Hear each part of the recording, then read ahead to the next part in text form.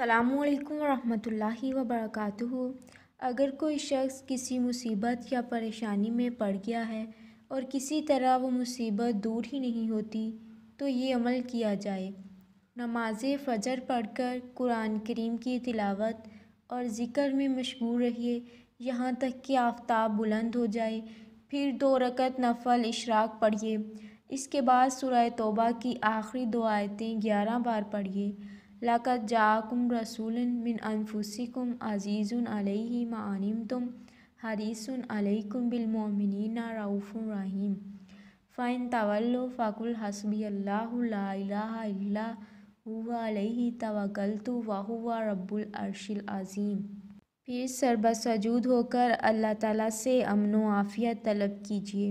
इंशाअल्लाह चंद रोज़ में आपकी मुसीबत परेशानी दूर हो जाएगी और दिल को इत्मीनान हासिल होगा और हाजत बरारी भी नसीब होगी।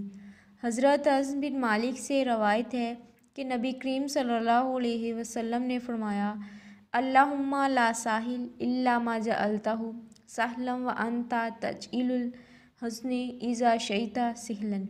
ए अल्लाह, कुछ आसान नहीं मगर जिसे तू आसान बना दे और तू गम को जब चाहे आसान बना दे। आप सुबह शाम याद 7 मरतबा पढ़ लिया करें। एक हदीस में है कि जो शख्स सुबह शाम ये कलमात 7 मरतबा पढ़े तो अल्लाह ताला उसके हर काम को आसान फरमा देते हैं, यानी दुनिया व आखिरत के तमाम अहम कामों की किफ़ायत फरमाते हैं। नीज़ फ़राइज़ ख़ुसूसन नमाज़ों का एहतमाम करें, गुनाहों से बचें और किसी अल्लाह वाले मुत्बए सुन्नत शख्स से ताल्लुक़ कायम करके उसकी रहनुमाई में ज़िक्र का एहतमाम करें। ज़िक्र से दिलों को सुकून मिलता है।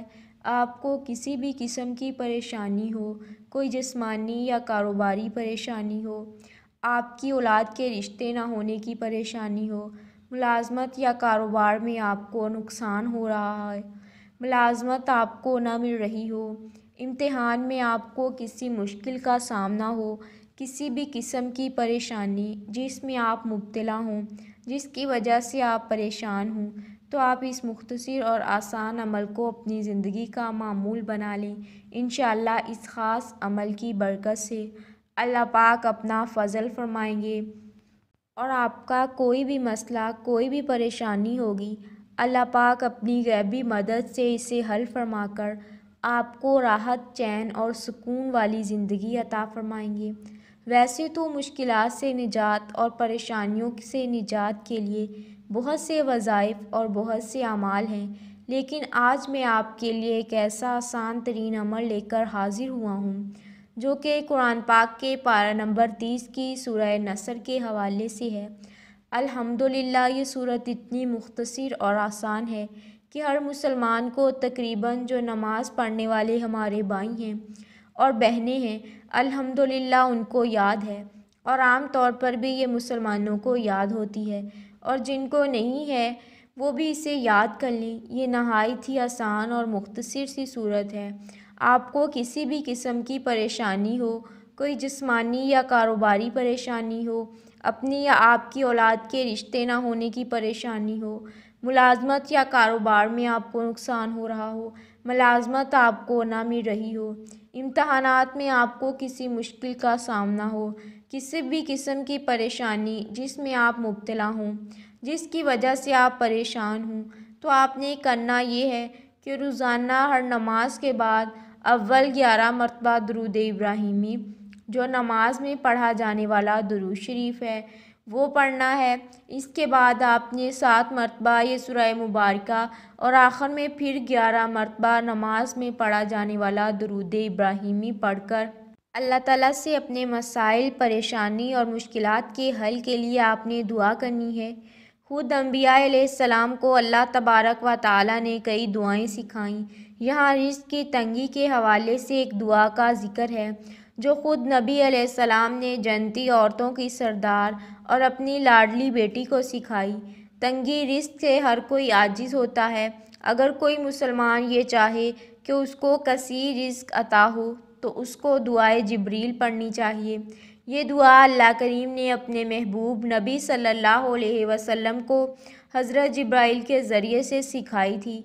आप सल्लल्लाहु अलैहि वसल्लम ने बताया, ये दुआ अल्लाह करीम ने अपने महबूब नबी सल्लल्लाहु अलैहि वसल्लम को हज़रत जिब्रील के ज़रिए सिखाई थी और सबसे पहले सरकारे दो जहां ने अपनी लाडली बेटी हज़रत फ़ातिमा को अता की थी। हज़रत फ़ातिमा की एक हदीस में इस दुआ का ज़िक्र मौजूद है। एक रोज़ आपने शदीद फ़िक्र फाका की वजह से रसूल करीम से अर्ज़ किया कि एक माह हो गया घर में चूल्हा जलाने की नौबत तक नहीं आई।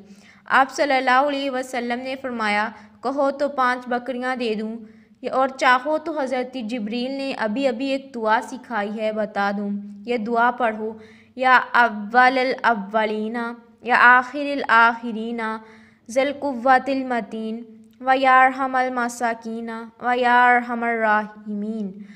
नबी करीम सल्लल्लाहु अलैहि वसल्लम पर दरूद पढ़ना आपसे मोहब्बत का इजहार और ईमान की निशानी है। दरूद पढ़ने के मुतादिद फ़ज़ाइल सही अहादीस से साबित हैं। सैयदना अबू हुरैरा फरमाते हैं कि नबी ने फरमाया, जो शख्स मुझ पर एक मरतबा दरूद भेजता है, अल्लाह उस पर 10 रहमतें नाजिल फरमाता है। एक दूसरी रवायत में नबी करीम सल्लल्लाहु अलैहि वसल्लम ने फरमाया, जो शख्स मुझ पर एक मरतबा दरूद भेजता है, अल्लाह ताला उस पर 10 रहमतें नाजिल फरमाता है, उसके 10 गुनाह मिटा देता है और उसके 10 दर्जात बुलंद कर देता है।